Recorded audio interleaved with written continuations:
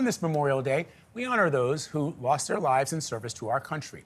Every year, the United Service Organizations, or USO, honors notable service members from every military branch with its Service Members of the Year awards. And this year's USO National Guard Members of the Year was awarded to Specialist Brandon Moore and Specialist Ethan Ward for their disaster response in Irwin, Tennessee during last year's Hurricane Helene. And we are so glad that they join us today, along with the USO's Chief Operating Officer, Christopher Plamp, to tell us about their courageous story. Gentlemen, thank you, welcome. Thank you so much for joining us this morning. It's great to be here. Yes, sir. Thank you for having us. Thank you for having us. So Mr. Plamp, let me just, before we even get to Ethan and Christopher, ask you about the USO Service Members of the Year Award and tell us what they celebrate. Sure, absolutely. Each year we go through and they're nominated by their individual branches for this award. And it's service members that have shown a commitment to serve and protect others. So it's really a story about those that serve in our military that reach beyond themselves and do that. And we saw phenomenal applicants this year, but you've got two of them right now on your show. So speaking of those two, that is Brandon and Ethan, you guys were awarded the National Guard Members of the Year because of your response during Hurricane Helene, driving through floodwater to help evacuate patients at a local hospital. Ethan, we'll start with you. What was that day like? So it was an incredible opportunity. We actually got to perform our primary function as National Guard, and we were able to assist in the aid of the evacuation of our people in a very serious time.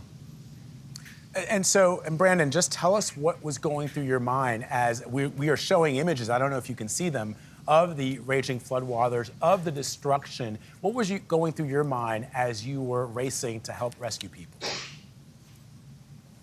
What was going through my mind was just the mission at hand and being able to get there to help people as much as possible. That was just the primary mission there, was just help people and do what I had to do as a National Guardsman.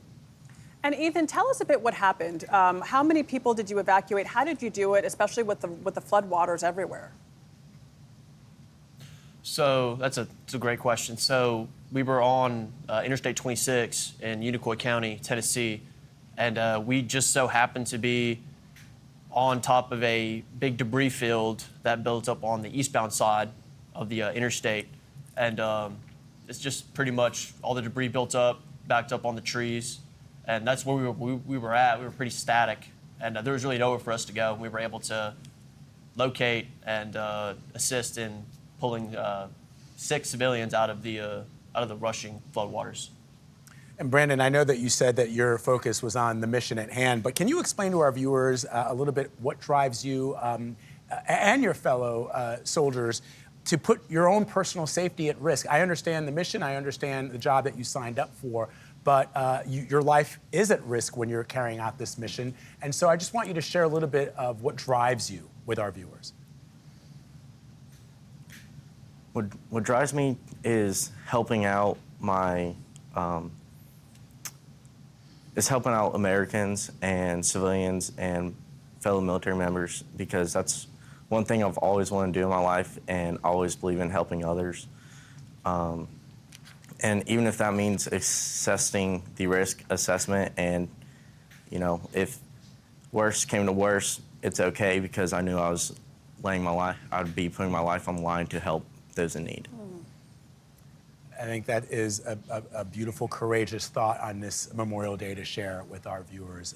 Brandon Moore, Ethan Ward, and Christopher Plamp, thank you for all that you do. I'm sure the folks out there are also grateful for your efforts to help them, and we appreciate you coming on to talk to us about it. Thank you very much. If you'd like to learn how to volunteer for the USO, send a message to a service member or explore other ways to support service members and their families. You can scan the QR code that you're seeing right there on your screen.